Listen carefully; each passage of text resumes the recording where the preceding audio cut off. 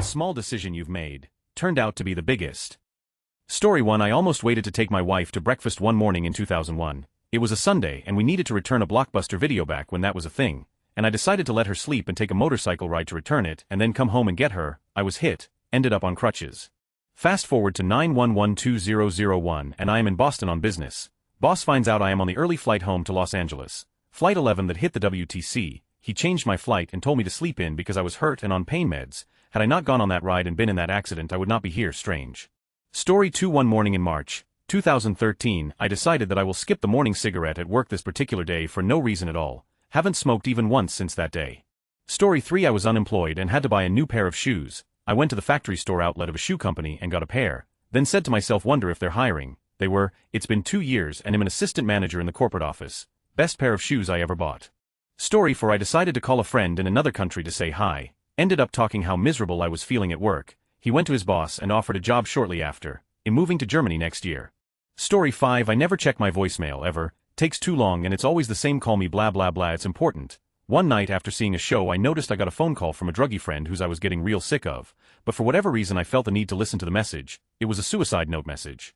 She was apologizing for everything and that she just did something bad and that she loved me and was telling me goodbye. Called the cops and they saved her just in time. She's now been over a year and a half sober and doing very well, very proud of her. Edit to answer some questions and further elaborate on where she's at now. She absolutely hated me for a bit after for saving her. Hated me, which is fine. She hated me for a lot of things. It wasn't for about 2 to 3 months till she got past what I did. She never thanked me, not once, but she's grown so much since then, achieving what I thought impossible for someone like her. Kicked all her habits cold turkey, mostly heroin, pain pills and alcohol, got her GED, and she is now the manager and lead salesperson at a wedding clothes store. Oh, and in a relationship for 1 year and 2 months, which is actually quite a feat for her considering she had a new boyfriend-girlfriend every other week and cheated on them all. Honestly, if you knew her, she would have been the embodiment of what you hate most in people. You couldn't even tell she's the same person now, and I know I am partly responsible for that, so I don't need a thank you. Story 6. I went to a small engineering school in Pennsylvania and failed a class. I had to retake that class over the summer of my junior year to stay on track. I needed an internship, so I found the only technical internship I could find in rural PA at a manufacturing plant near me. They ended up offering me more money than anyone else after graduation, so I went there as basically a full-time intern. 3 months and they needed a maintenance supervisor, so BM 20 direct reports. 9 months of undermining an incompetent boss. Later he kicks me out of my position. Technical director of the company finds out and immediately hires me into a project manager role out of corporate, and now I live in LA and travel the country and sometimes the world for a kick-ass job. All casu. I failed a stupid calc class. Story 7. Pao, right in the kisse. Chrome tempemen qui Firefox Griezmann qui script. Story 8. As a child I looked down at my penis and thought, I should play with you a little. We've been best friends for 30 plus years. We play all the time. Story 9. I was 24 and a young intern in the office college asked me to a party on local campus. I figured I'd go. Same night a good friend's girlfriend whom I'd met a few times and her roommate were in town for a law lecture at a different local college. He suggested we meet up for dinner at a local spot. The intern party option had more appeal, and was my plan. After work at my apt getting set to head out, the phone rang and I knew it was friend's GF calling to meet up as he said she would. I didn't answer it. A few minutes later another call. Didn't answer. A few minutes later another call.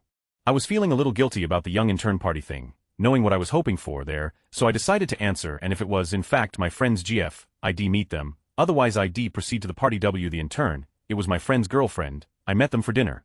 I hit it off with her roommate. We 3 chatted long and ended up at another bar. They skipped the law lecture and we hung out all night. I called her that week and asked her for a date, drove up to her law school a couple hours away, went out, talked on phone every night for the next week. I quit my job and moved to her town a month and a half later. We were engaged 4 months after that. We've been married now for 16 years and have a lovely 8-year-old daughter. Story 10. Messaged a guy online to tell him he looked cute wearing mittens while he was rugged up warm in America. Been together 4 years. Married for 2 of those years. Story 11. It was my first day at a new job. Was supposed to handle media relations, hold press conferences. Anyway, at my very first dealing with the press I have a brain and start reading a memo that my bosses handed me earlier. Finally I compounded the mistake by answering, when I was asked when the memo was going into effect, that it would so immediately. Later I found out that my slip-up caused the collapse of my country and provided the final nail in the coffin for the Soviet Union. Story 12. Missed the bus that would have taken me right home, so I caught a different one to go to the mall instead, and found out a store I liked was hiring. Worked there for years and dated one of my coworkers' friends. Made some new friends through he and I broke up, and one of my new friends ended up introducing me to my future husband. He and I have been together for 6 years now and have the most wonderful little boy, all because I missed the bus that one time. Story 13. I decided not to go back to work after the time was up when I took sick leave. as the job was the stress that was keeping me sick, asked that my sick leave be in lieu of notice and bought a train ticket. Biggest decision as it meant I was free to go home at the weekend to see my dad and chill out. Found him having heart failure as I arrived. Ambulance arrived in minutes and saved him. 2-day trip turned into 3 weeks and I changed my whole life perspective. Story 14 decided to go to an anime convention 3 years ago. I now have a girlfriend and the most supportive friend group possible. My confidence and self-esteem have skyrocketed and for the first time in a long time, I'm not lying awake thinking of death every day. Strange what silly people in costumes can do to you, huh? Story 15 I had recently switched colleges and some people that I barely knew asked if I wanted to go do karaoke. It wasn't really my thing but I agreed because I didn't have anything else going on. Fast forward to now, I've been happily married to someone I met that night for over 7 years. Story 16 a year ago I decided to try out this kendo workshop in my university. Today I'm in the midst of organizing the biggest kendo tournament in my country. Story 17 oh she just put me eye on her. Should I stop and go find my 3-year-old condom? What if I break the mood? I don't want to ruin my first chance at getting laid. Let's just go with flow. 6 weeks later after hanging up the phone I should have gotten that condom. 11 years later I think it was one of the best decisions I ever made. Story 18 back in the day you could do profile searches on AOL for people in your area that were currently online. I decided to do a search and the first name on the list was a girl so I decided to say, "Hey lady, what's up?" She responded and we went on a date a few weeks later. Just celebrated 17 years together from a random comment back in the early AOL days. Couldn't be happier. Small decision to send that message that changed everything in my life from that moment on. Story 19 a year after high school was over I bumped into a friend I hadn't seen since graduating who asked me if I knew of any decent jobs. The store I worked at was hiring so I recommended her and she got hired. Working together, we became very good friends. After a while, I decided to move out of state though. A couple years later I was still out of state. I was in a dead-end job in an industry I didn't belong in and wasn't making much money. I was completely lost and didn't know what I wanted to do. I had not really kept in touch with my friend but I remembered it was her birthday so I called to wish her a happy birthday. She had recently taken a job working with a mutual friend she had met at the last place we worked together. She told me there was an opening where I would be directly working with both of them. I hated the job I had at the time so I applied for and got the job working with my friends in my home state. Since then they have both quit and moved away but we all still keep in touch now and I mostly love my job and now have a real career. Story 20 I never answered my phone when I was sleeping trying to sleep. Ever, whatever it is can wait until I have woken up completely. One afternoon my cell rang when I was trying to catch a few Zs and something inside me said just answer it. Turns out it was my best childhood friend. Being 20 and trying to find jobs and get through school and stuff we would only really talk every few months. But she was still one of the best friends a person could ask for. Call her day or night with any problem. It doesn't matter if you last spoke 2 minutes or 2 years ago, she would give her all to help you no matter what. It's just who she was, but I digress. I answered the phone. Turns out she had been bitten a few times by the family pit bull of some kid she was looking after. There was a lot of pain and blood and she asked me to get her father. He didn't have a cell phone. We lived right around the corner from each other. So I get her father. He's naturally outraged by what had happened, especially when the dog had history of attacking other people in the home and the owner refused to do anything about it. He had been kicking himself the entire ride over because he knew he felt something off with the dog whenever his daughter was around, and he should have listened to his instinct. The babysitting had been my friend's mother's idea, so we go to grab her on the way to see my friend. Her parents stay to wait for the parents of the children. I take my friend to the Naval Hospital for emergency treatment. It was painful for her. It looked painful to watch them cut away unsalvageable tissue, inject the local anesthesia, and stitch up her wounds while I held her hand the entire time. She was my best friend. We were crying because it hurt, and I told her that despite not being able to talk as often as we would like that, I loved her very much and that she was one of the most important people in my life. We joked and talked about our goals for the future, laughed about fun or stupid things from the past, and talked about how awesome our friendship was despite how different we were. By the time her stitches and disinfecting were finished the prescription for her medication was already sent to the pharmacy hall. I pushed her in a wheelchair through the nearly empty hospital at 1 a.m. to get the meds she needed, joking the whole way like we always did about what would happen when we got older. I told her, well, I'm the one pushing you around now, so when we get so old our kids put us in a nursing home, it'll be your turn to push me around in the wheelchair. We laughed about it and said deal. She got better and worse over the next few months. A machine had to be put in her skin to out as the wound healed. A lawsuit was in the works. She continued school, I continued my job, and we would see each other from time to time like always. One day in December later that year, she was hanging out with a friend of hers. He was a relatively new friend, and that night one of his friends had called him to say she was stuck at the side of the road on one of the bridges in town and needed someone to come get her. This is Florida, so there was no snow, the roads were clear. Now my friend had no idea who this woman was, and her friend had asked if they could go get her. Of course, being the type of person she was, the answer was of course, no problem. They went to get her, she got into the car, and they could all go home. They just had to wait for an opening in traffic. Did I mention texting and driving is a bad idea? Or even messing with your phone while driving is a bad idea? Sure, some people can manage just fine, but this one guy couldn't. He slammed his huge pickup truck into the driver's side door of her stationary car going 80 miles per hour. Her friends lived. the lived. She sat there, crushed and trapped and in shock in her seat. She tried to say something to her friend, but her lungs wouldn't draw the breath they needed. The paramedics arrived and got her out of the car, but she died on the way to the hospital. Just the week before was the last time we spoke, and I had no idea she was gone until R.I.P. was all over my Facebook news feed. I went psycho with grief that night. We had known each other since we were 3. We knew each other's hopes and dreams and aspirations and were there for each other when it counted. If I ever got married, she would have been, without question, my maid of honor, the designated guardian of my possible children, the person who we would help each other through the tough times when our parents would eventually pass. Her father revealed to me a few days before the funeral that ever since his only child was born he had been doing everything he could to prepare her for life to continue when he and her mom were gone. He carefully took care of his own funeral arrangements despite being in his very early 50s, built her up a nest egg that would sustain her, and left assets for emergencies. He told me that he never thought for a second he would be burying his own child. Her mother only spoke in cries and prayers for weeks. It hit home for me very hard that if I had not answered the phone that day, I would have never found peace with myself after her passing. I got to tell her that I loved her, how proud I was of her for pursuing her dream of being a nurse to help others, just how important of a person she was to me. Cherish the people you love and tell them so. And now I always answer my phone, no matter what, or return the call immediately if I don't have hands free in my car. Story 21 took the kids to Disneyland and saw Billy Hill and the Hillbillies, reignited my love for playing the violin, which I hadn't done in 20 years. At the time, I was a physical therapist. Now I'm a full-time classroom music teacher. That was a moment and I knew it on the spot. Story 22 left corporate world to accept girlfriend's contract to work for her businesses. Major, total, complete, utter regret in every way, shape, and form ever since. Edit no, unfortunately very very true. I wish it were just scrapbooks. It was and is a truly awful situation. 5 years since the end of my relationship with her. There were warning signs, from the minute a weird glance as I signed the contract to the very obvious. I had really wanted a till the end solid relationship, and it is difficult to think of one good thing that came of this. Story 23 woke up one morning and decided I was done drinking. 2.5 years later I saved enough money for a new house, got my together, and got a job in my dream field, all because I had motivation after not wanting to get blasted every night. Story 24 for me, it was when I was staying in a 12-bed hostel in Amsterdam. One night this guy sleeping in a bed near me couldn't stop laughing for hours, so in the morning I saw him and asked him what he was laughing at. He told me he was listening to a podcast called The Joe Rogan Experience and recommended it. I got back home, started listening to clips of the podcast on YouTube.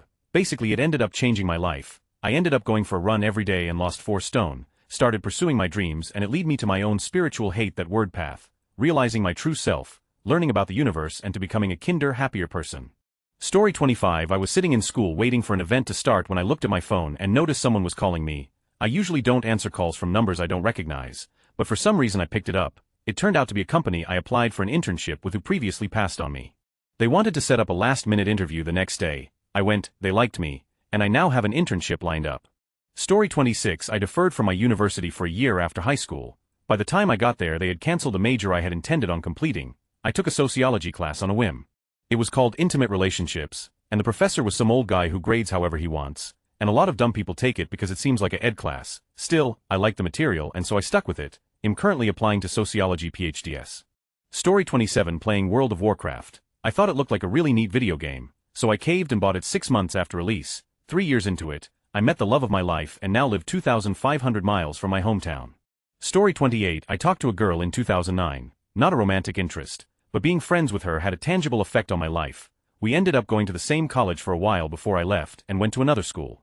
It set off a series of chain events that ended up with me traveling to Europe, becoming friends with some amazing people, and basically rocking my understanding of the world. Not even my 3-year romantic relationship had as big of an effect on my life as that girl I decided to be friends with in 2009. Friends are good. Story 29 I decided to answer the private message of a complete stranger and strike up a conversation. Half a year later I met my girlfriend through said stranger, who I'm together with for 5 years now. We recently moved together. Story 30 was in high school and working at Burger King. I can accept that it's a shitty, not fun job, but the management was bad to the extent that they had to be trying to make it worse for everyone. There is no other explanation. I took a lunch break and went to the new movie theater that was being built up the road and applied there. Started working there when it opened. Met my wife and all my best friends while working there, all because my Burger King manager was an exceptional that day. Story 31 There was this BS class I had to talk in college that almost everyone skipped because it was a lecture. There was no tests and the only homework was an occasional essay based off the readings that would be turned in online. One day, instead of skipping as I had made a habit of, I decided to go.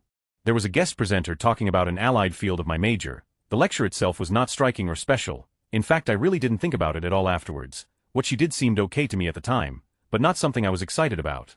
Fast forward 1 year and I hate my major and am about to change my major when my advisor pushes me to shadow someone in the field. I don't know anyone in the field, but I have this woman's contact information, so I email her.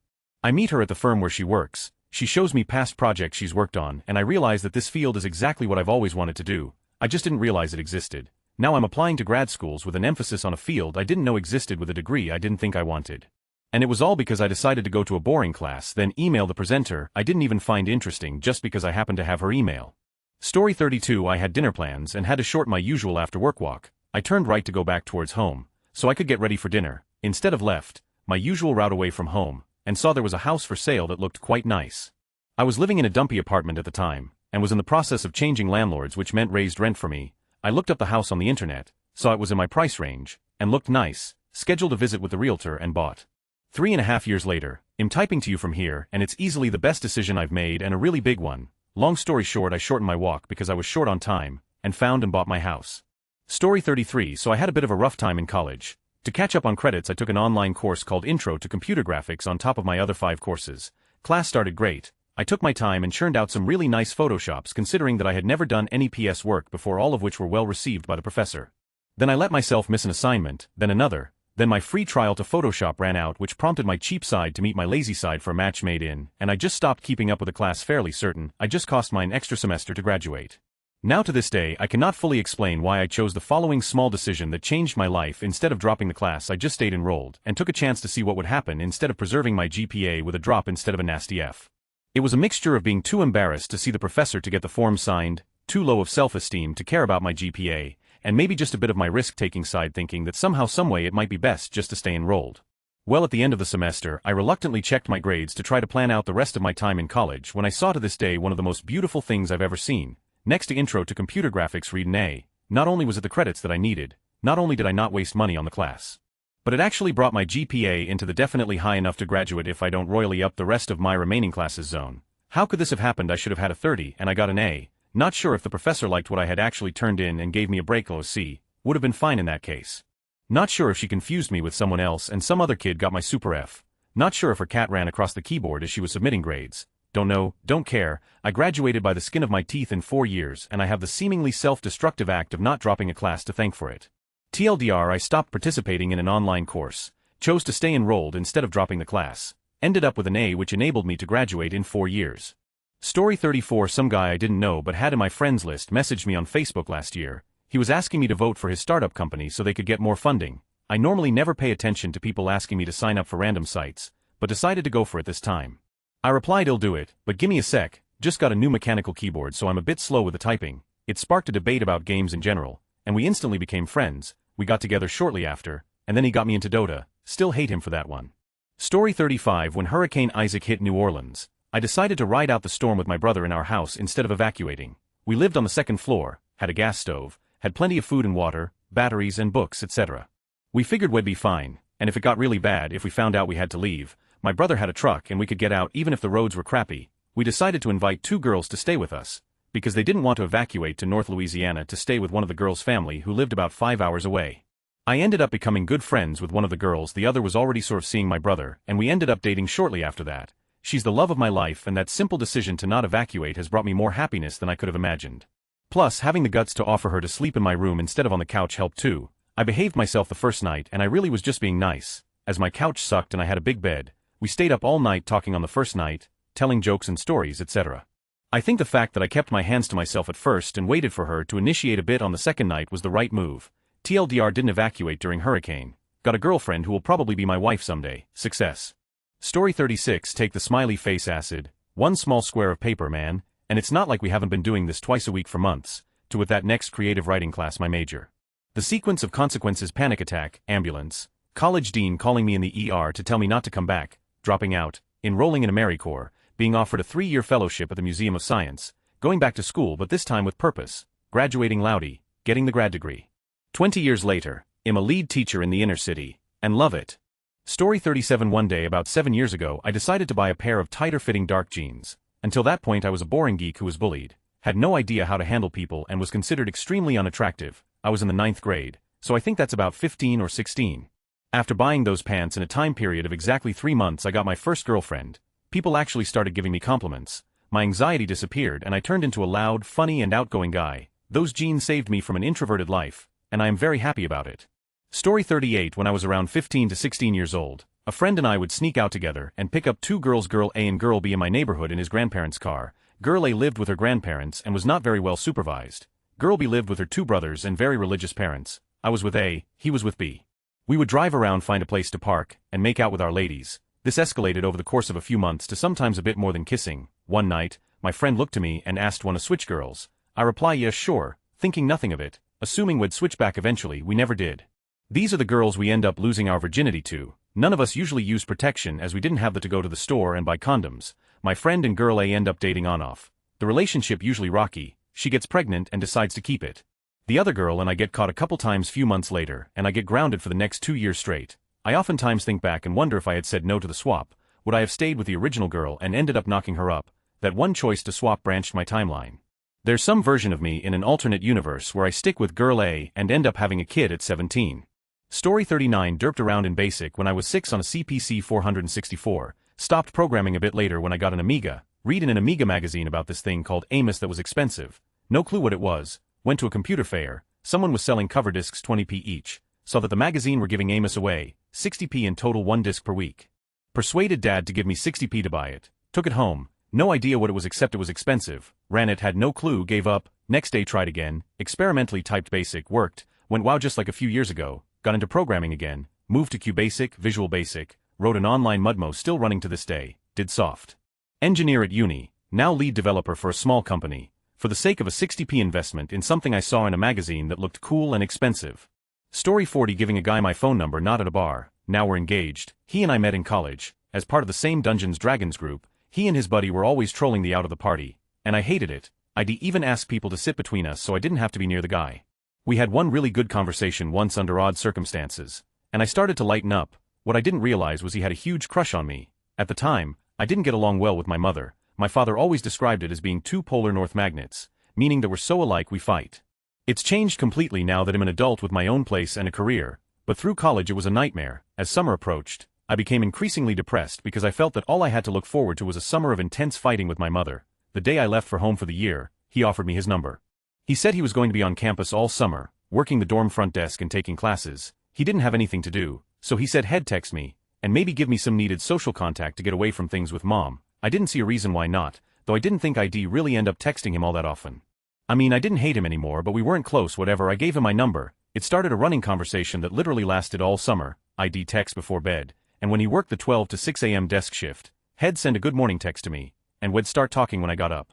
I really got to know him, and it was a side of him I'd never seen. I was surprised to find I really liked him. By the middle of July we were dating, and the rest is history. Story 41. I had to move to a new school for senior year of high school this year, far away from anything and everything I had ever known. I walked in with my dad to get registered for school, and the only person in the front office was the band director. Little did he know, I play 3 musical instruments. The band director convinced me to join marching band, and it's been a great year so far. Story 42. When I was 12 I told my dad that I wasn't feeling well enough to mow the lawn. He understood. The next day I found he died in his sleep. I've never stopped kicking myself for not just sucking it up and being able to spend the day with him. Story 43. So about a year ago my parents got divorced. At the time I was having a lot of medical problems, so I missed a lot of school, and on top of that I was lazy, so I ended up failing with no chance of recovery. It was about a month from the end of the school year. At that point I knew I didn't have any chance, and I had been told my parents were getting divorced, so I just stopped going. Anyway, my parents weren't too happy about all of that since legally you're supposed to go to school, so my dad told me that if I skipped school one more time he would send me on the next plane to Canada. Now I was living in California at the time, but my mom is originally from Ontario, and her family lives there. I didn't really believe my dad since in the past he would sometimes make idle threats and stuff to get me to do things. Anyway, I skipped school that day, and that night my mom started calling my Canadian aunts and uncles about taking me and picking me up from the airport. I thought my dad was still joking at this point when he asks me, "Do you want to go to Canada? We can send you first thing tomorrow morning." I being me just said, "Yes sure dad." So I ended up going to sleep. I woke up and my dad told me, "Pack your bags, your plane's in 3 hours." I am not the type to back down in the slightest. My parents would constantly tell me I'm as stubborn as a mule, so I went, didn't even say goodbye to my siblings. I missed my plane connecting flight in Houston, so I ended up staying there overnight and catching like a 6 a.m. flight. They changed the gate on me. I lived here for about 2 to 3 months with my grandparents before my mom and sister came here as well. Since my parents were getting divorced, my mom decided to live closer to her family. Things are much better now. Before I was in with a lot of health problems, failing school with 0 friends. Now I'm in with few health problems and am getting high BS in school with a few close friends. So all in all, life's pretty good, just because I said yes sure. Story 44. I raised my hand. My department manager asked if anyone was interested in working at the head office in Paris. 2-year contract.